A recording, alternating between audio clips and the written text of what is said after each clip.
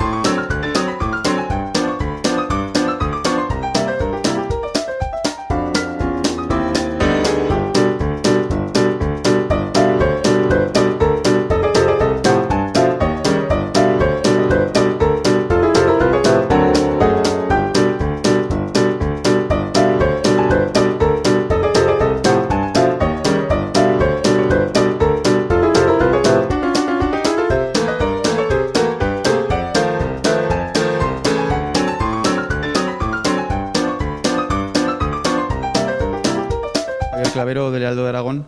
El Oviedo es un equipo que sobresale mucho por su fiabilidad defensiva.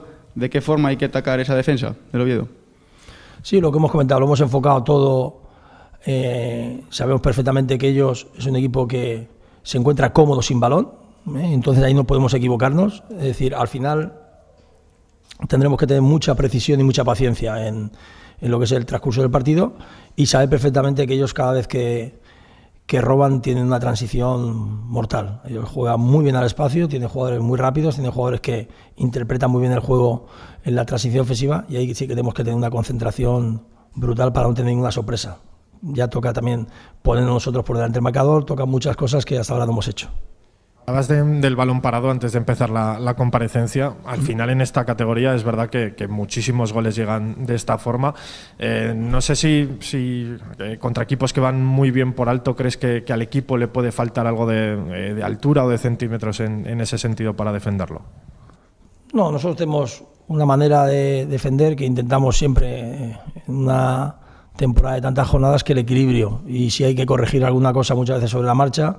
Hemos encajado este año goles que no tenemos que haber encajado, pero sobre todo lo que tenemos que intentar es creer también firmemente en poder hacerle daño al rival.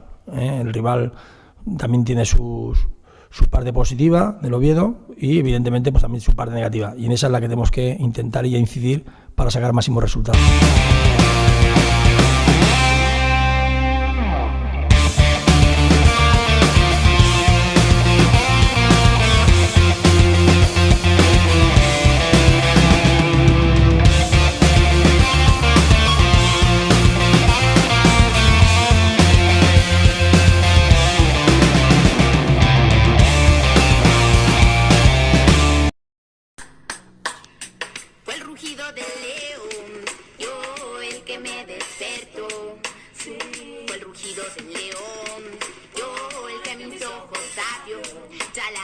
Fue el rugido del león.